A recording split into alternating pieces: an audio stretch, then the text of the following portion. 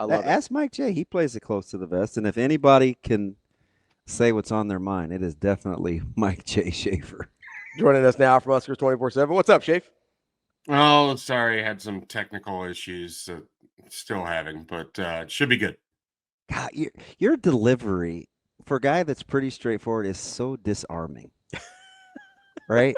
I mean, he's cooked me on this show before, so I shouldn't say that. But this guy, he's like, well, my bad. I couldn't get it to. And so then you can't even like really poke fun at him because he already ate it. I was gonna poke fun at you. Gonna be like, that's great. Of course you would. The DB understands technological issues. So. Of course, anytime you get a chance to bus roll me, I'm the orbit of the show. Shafe, I just getting bus rolled. How did that's a good reference? Metro Transit, we love them. I'm curious, Mike J, because sometimes you're kind of an eye roll guy. Sometimes you will get in the weeds. It just depends. How did Coach Rhule's tweet land with you? With the too many folks have profited off the demise. Their time is over. Well, do you want like a real answer? Or I would listen. There's only one Mike J, right? I mean, you're very unique in this format. Let's get the truth. What do we got? I'm curious. Question the timing of the tweet. Something that was clearly bugging him. Yeah, sure. And I want to be sensitive to the fact that I don't know what it is. Like none of us necessarily know what it. Well, I shouldn't say none of us, but more than likely, most of us don't know what exactly prompted said tweet, what it is related to, how it's necessarily related to Nebraska football, why it makes the most sense to make this tweet on June 30th, all of those things. So it's one of those where you read it, you try to think about it, you wonder if it relates to anything that you're doing, you're wondering if it relates to anything that you care about at all. Like it's Twitter and everybody's like scrubbing their social media. Sure. You're like, what are we talking about? And we often ascribe too much value to 140 characters at a time. So, I didn't know what it was about. Frankly, again, being June 30th, it's hard to know whether it should be anything anyone needs to care about that much. But he felt it necessary to put it out there. Maybe he'll get asked about it in Las Vegas here in a month or before then. I'm not sure. I'm not sure that it should really matter to me as a media person or to fans or whatever else. I mean, it's Twitter. Like, again, we don't have to put as much value on it as we often do. I just cared about if he's seen any great whites up there at the Cape. Like, that's really what I wanted to know. Have there been any shark sightings? I don't know what he's talking about. I did think, though, like if Sounds like he thinks there's been some sharks in the water. If I had to guess, I do think it was more on the local scale than national. Because, I get the Wasserman stuff. That's kind of like water under the bridge. And he gets it and he does enough stuff nationally. And is it on the heels of what's happening with recruiting when it was pretty much doom and gloom in the forecast a couple of weeks ago? Like that could be a thing too. Let's say that it's local, and let's say that it's about the idea that people have profited off of the negative coverage of Nebraska football. Like let's say that's the basis of any of this. Why is that tweet being made on June 30th? Wow. Yeah. It's a fair question. Because you picked up 2 offensive line commitments? Like, is it related to recruiting at all? I think he's got. I can't imagine that it is. He's for sure got 2 more, I think, coming. Sure. Yeah, I feel pretty good about that too. But the IB, like, he doesn't strike me as someone who's puffing his chest out because they're now up to either 11 and or that's not really 10 his commitments. style. I don't know. Something's probably bugging him. Yeah, and so that's why I don't want to put too much on it, and I really don't want to analyze it, because if it is about the local media coverage, I mean, they won 6 games for the first time in 8 years last year. Like, let's at least acknowledge that if it's been doom and gloom and people have profited off of negativity, it's because there hasn't been a lot of sunshine to go around these parts. So, I mean, like, And that's why I don't want to spend a lot of time digging into it, because I don't know. I mean, he can answer this if he wants to put more value on his own tweet at some point, or if somebody asks him to explain it. But it just felt odd, and the timing of it being in June felt odd. Like, maybe that's the sort of tweet that gets made. Even then, it'd be a weird distraction if you start off, 4-0 if a win over Michigan or whatever it is. I don't know. That's why I don't have any real idea as to what the substance of that tweet is about. I just can't imagine, as excited as they are about getting Claude Mpouma, and they should be excited. They haven't gotten a lot of offensive linemen like him that I can think of, even just in the 14 years that I've been covering recruiting. But I don't know that that's a reason for that sort of tweet, if it's what I think it's about. But it could be about anything else entirely. Maybe he put a line in a book and it really stood out to him. You know what's funny is that wouldn't surprise. I know you're correct. There's a little sarcasm in there, but that wouldn't surprise me either. I mean, you just never know.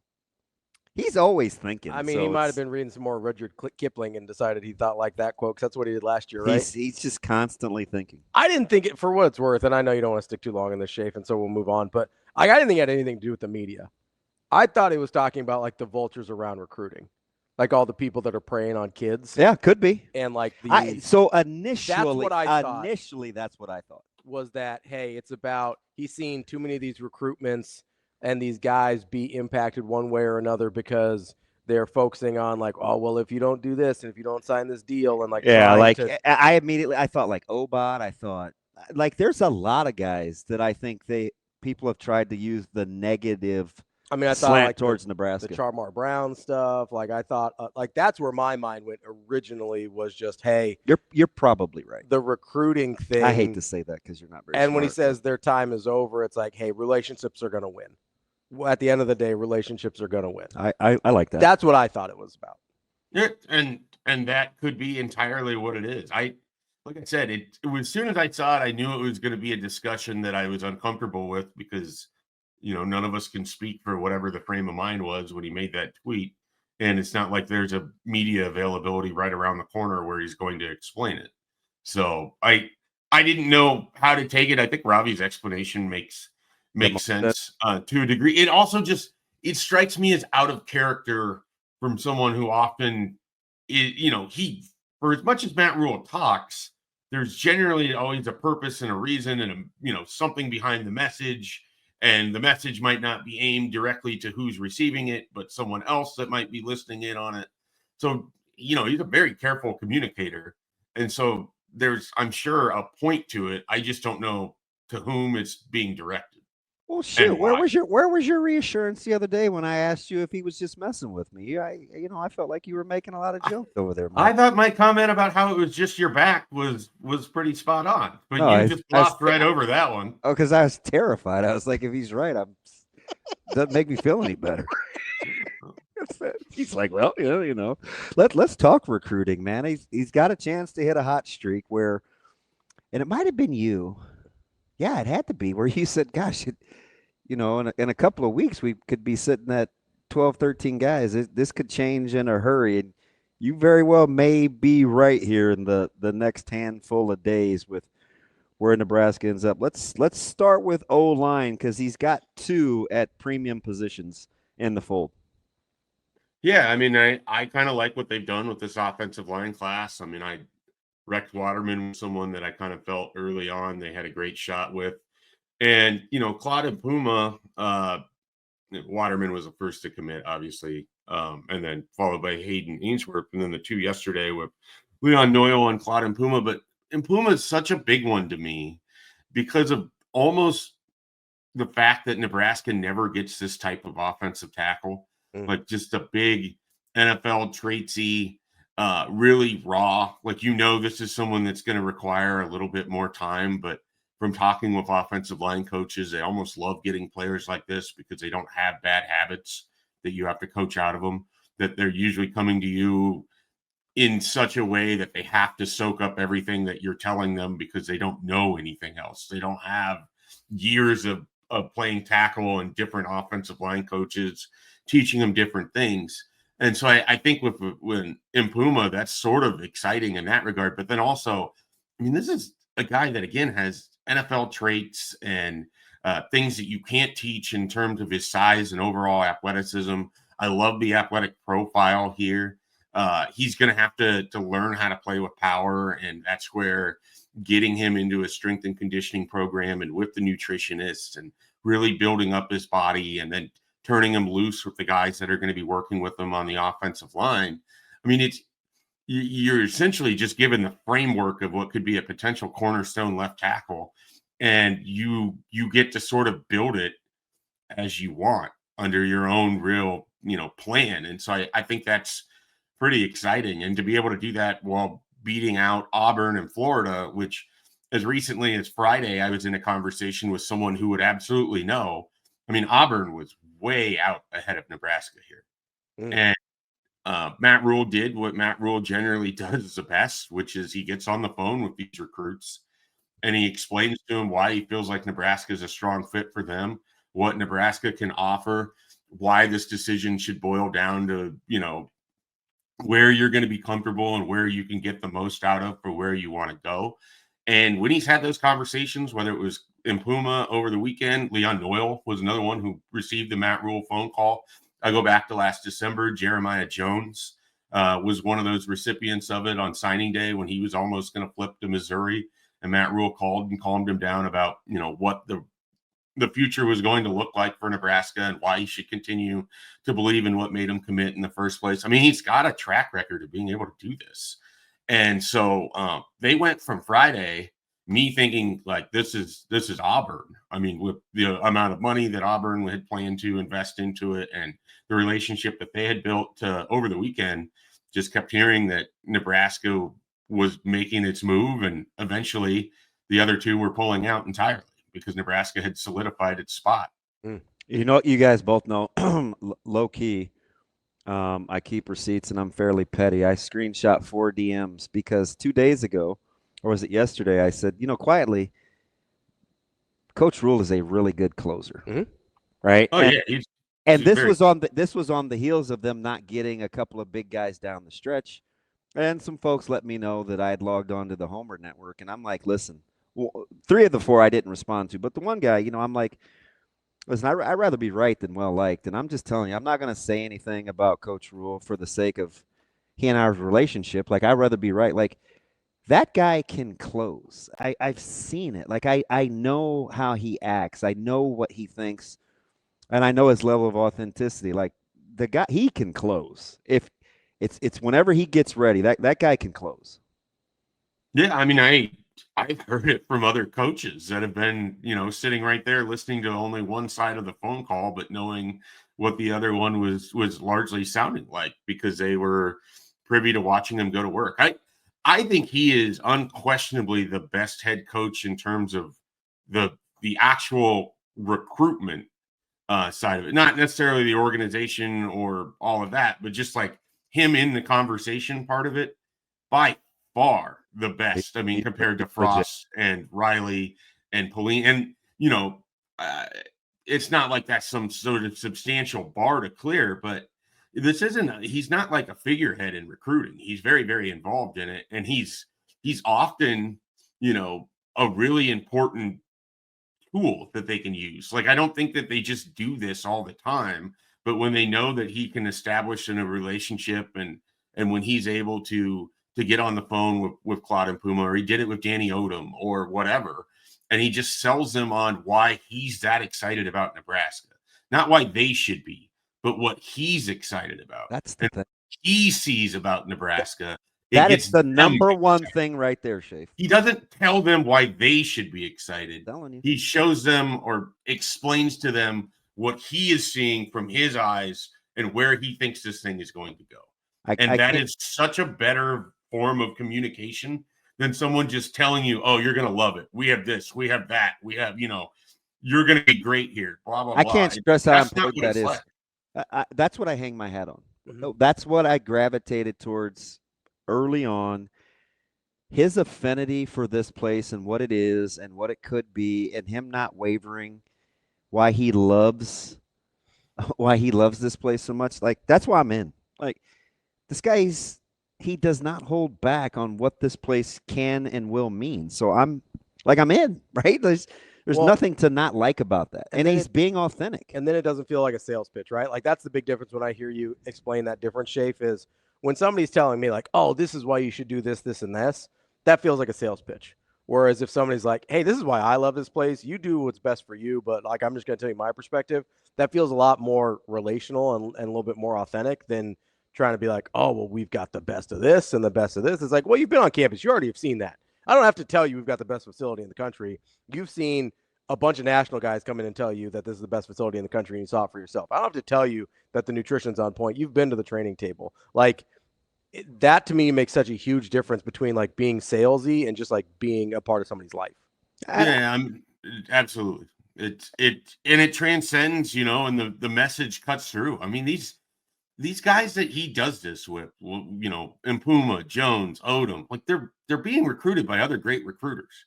And they also have been in the process long enough that they have a BS detector and they know when someone is just sort of trying to sell them something. And so he cuts through that really well. I mean, you guys, the only time, well, he's probably been mad at me more than this, but I've kind of intimated at this story, whether it's Danny Collins at Minnesota or what's his buckets, the deep Tressel at Wisconsin or LeVar Woods at Iowa. Like, I'm genuinely concerned about the recruitment of the young guy in our house. And I wanted to tell, I said to coach, I didn't want to. I told Coach Rhule, I said, listen, man, if you want him, you gotta go get him. And he's like, listen, I'm trying to respect you, so don't come knocking on my door all huffy puffy. Like, I'm trying to respect the relationship. And I said, don't don't worry about me. And he like bristled up. He's like, close. I'll close on his ass with or without you. And he hung up the phone, Shafe. Like, he was pissed. And I won't forget that conversation because it was dicey for a couple of weeks where, we weren't like interacting. I'm like, this dude is pretty mad. And like, sure enough, it's A couple weeks later, closing time. Like, I was at wit's end. I was just afraid, right? I'm like, these guys are so worried about the relationship and respect. Like, don't, like, just do what you normally would do and let the chips fall where they may. And he's like, yeah, I'll close his ass with or without you. Click. I was like, hello? Hello? Hello? I was like, oh, shoot. I ain't calling back. Let's see. But yeah, I like, he's very passionate about this place. And I think that's one of the things that these guys that they feel when they're on campus and they spend time. You know how close he was to getting Sharmar Brown, and they had no business even being in the discussion. I know what led up to that day, and I know, it felt like they were 15 miles behind everybody else. They had no business even being in the hunt, and somehow they got there. So I like he's pretty off. It just starts with his authenticity, in my opinion. Yeah, I think that's, people want genuine. They want to trust and believe, especially if they're going to uproot themselves and move somewhere and take a chance. They want to believe in what they're taking a chance in. And I do think one of Matt Rhule's tools in his toolbox is he can get you to believe, not just in him or in Nebraska, but in your own belief in him in Nebraska. Like, I think that he has that kind of ability to sell with rhetoric. Now, the big thing is, how do you follow it up and everything else? And that's going to be a big part of the conversation for 2025. I mean, I know myself going into the last stage of the last visit weekend, just looking at where things were at, it was like, they have to close. Like, they didn't have a lot of outs here. You had to close Danny Odom because there was no other Danny Odom on your board.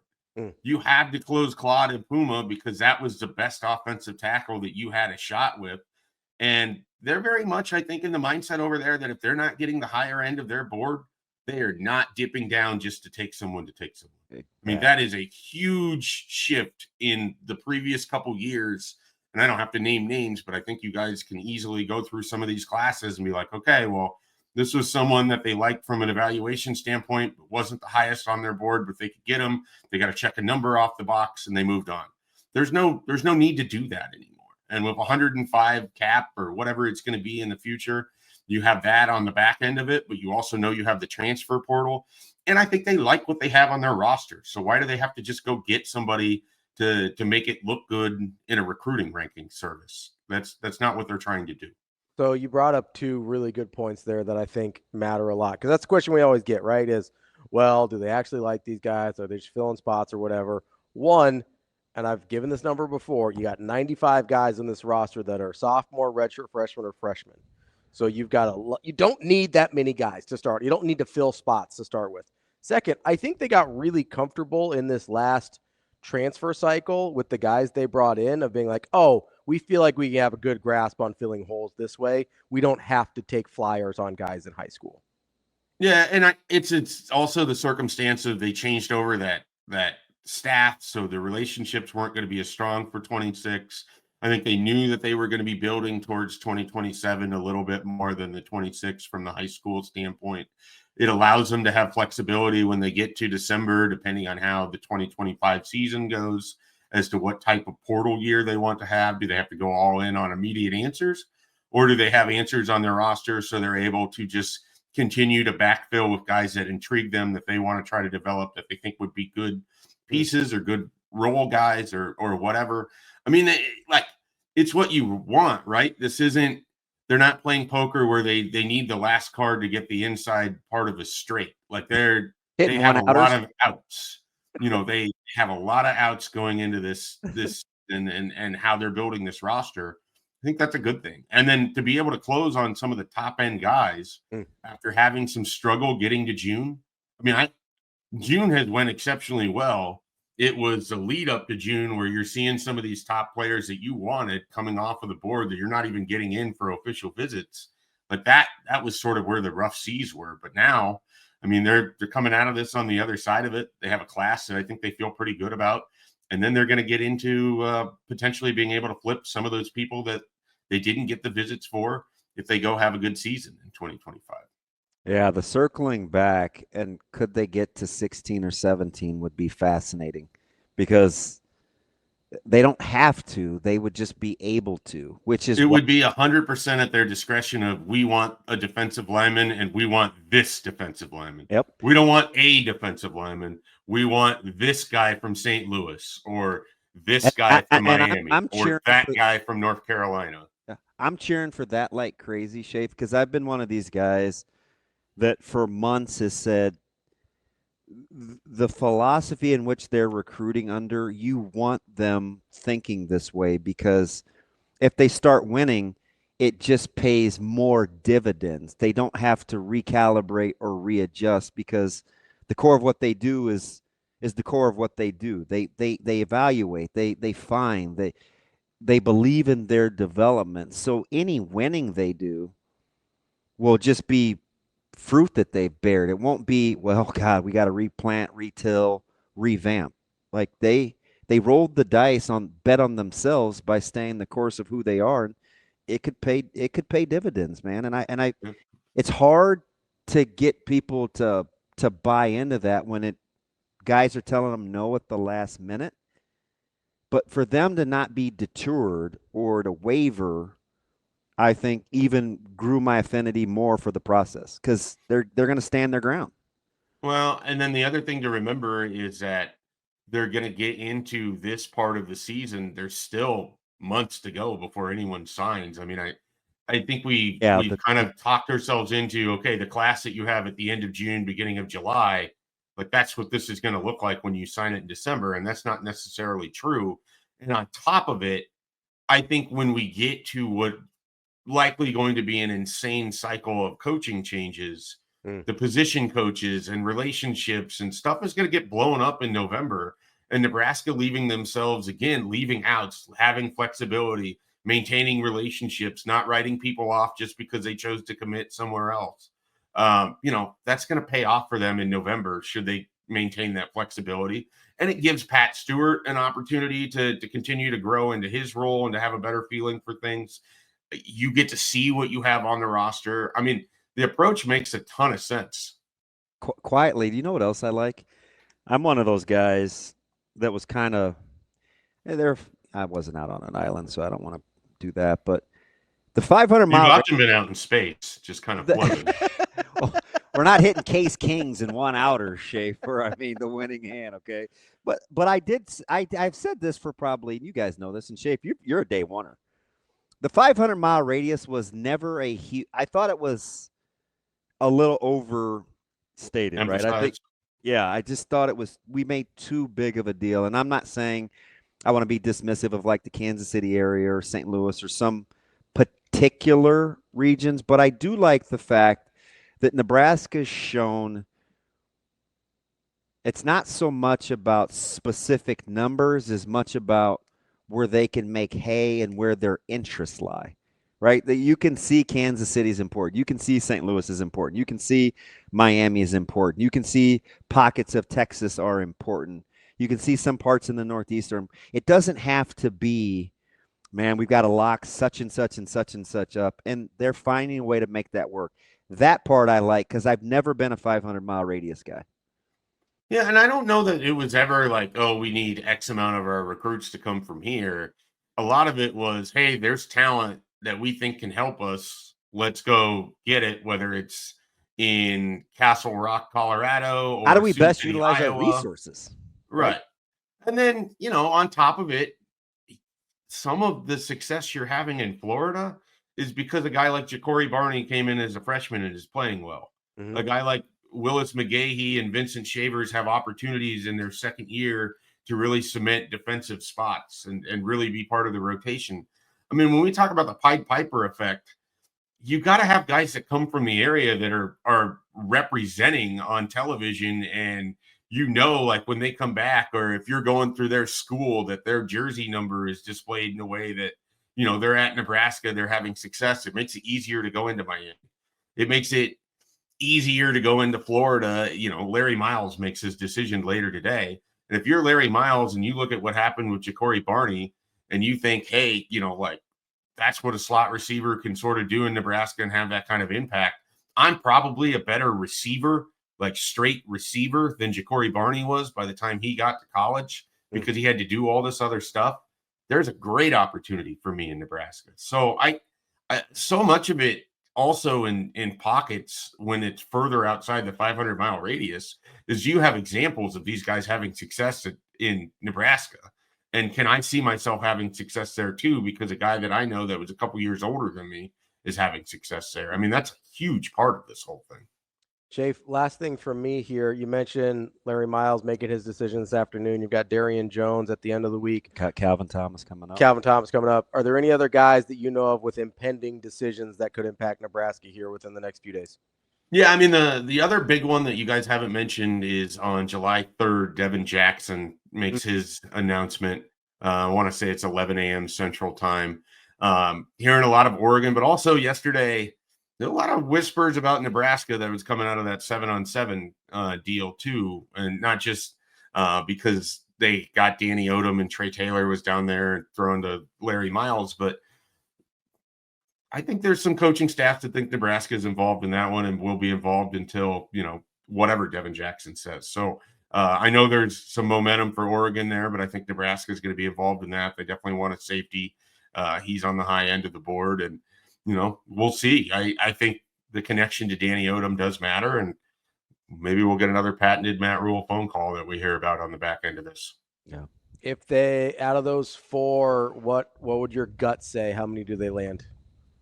I feel good about at least two. I don't think they're going to go 4 for 4, but I think they could get 2, and in a perfect world, they could get 3. I mean, they've done a nice job of, like I said, being flexible and making sure that these recruits know, even after they've left their visit, that they had a good time and that Nebraska's here for them if they're interested. Hey, Mike J., well, how I'm curious here about the last weekend in September with the Steelers and the Vikings. We have the Bengals right before that, the Falcons, the Bears. Like, how good do you feel about you guys this year? Because my mood is not very good right now with the Steelers, and I don't want to have you on that the week after and you've hung a 40 spot on us. Like, how are you feeling about your Vikings? I think that they have a terrific roster, and I have An no early idea. game too, Schaefer. Are you making me breakfast, or like what are we doing on the 26th? I was going to see if you wanted to just fire up your Blackstone, and I would come over and sit politely and eat and, I thought watch you as were Aaron Rodgers tanks another season for another team. I'm good on it. He's just the better cleaner. that thing is a nightmare. Yuck. Is that thing at Minnesota? No, no, that's in. Oh, okay. It's 8:30. Yeah. Oh, that's early. That's Minnesota has back-to-back games over in Europe, England. I don't know. One of them's in Scotland, maybe. It's the UK tech. Yeah, for as much as I know about American history, I know very little explanation whatsoever why it's called the UK, and then we also split them out into countries, but then their voting block is different. I don't understand any of it. That's why they fought a war that we get to celebrate Independence Day here in a couple of days, and we don't have to care about European or United Kingdom history, right? Yeah. Schaefer, let me ask you something real quick, random college football. That wasn't random enough. That was pretty random. That was really random. It was selfish too with a Vikings and Steelers reference. I had no idea where you were going. As it relates to how the final picture looks in college football, for you, which game is more important in the week span? Is it Iowa State, K-State, or LSU and Clemson? I think it's LSU Clemson. I really do, because I just don't know. The Big 12 feels like a one bid league. I don't know which of the teams is going to come out of that. So that game could be really important, but I think it seems like an elimination game, because the easy answer would be LSU Clemson. I'm not sure, because both those schools will have still other make the opportunities. playoff if they lose that game. So I'm just curious on the perspective. Yeah, I don't know that I feel so confident about either Kansas State or Iowa State that the winner of that would just have it on easy street the rest of the way. I don't know what to do what with if the Big Iowa 12. State gets K-State and Iowa in those first 3 weeks? It would be cause for celebration for them. My Rocco Beck stock is cashing in, baby. How many wins do they have over Iowa in the last 15 years? 2. They have like a million close losses. Campbell is 2, and he's only got 2 wins against 7 or something. He's only got 2 against Kirk. Yeah, like Nebraska Iowa State fans handshake meme over just feeling sad every time they play Iowa and inexplicably lose the game. Schaefer, I'm going to keep saying this until I'm not nervous anymore. Nebraska has got to find a way to beat Minnesota and Iowa in the same season. I don't love that trip to Minnesota. I know that much. Fudge. And I don't even think the Gophers are that good, but Iowa State has won 2 of the last 3. They have. Ooh. But those are his 2 wins. So it's 2 and 7 overall for Campbell. So just 2 of the last 3, not bad. Thanks for nothing, Mike J. Geez. Not only are your Vikings going to be good, but you're with me on the Gophers too. I actually think they're going to be pretty good, though. Yeah, I mean, I think they'll be Minnesota good, which is 7-5, 8-4. I don't think they'll be any better than that. They'll have moments where you wonder how they beat anybody, and then they'll have inexplicably one game where they hang around way longer than you think they will. That's PJ Fleck, that's Minnesota, and I think you can just pretty much put that in Sharpie right now. That's our guy, Mike J. Schaefer, Husker247. Schaefer, enjoy the holiday weekend. We'll talk to you next week. Thanks, Mike. All right, guys, take care.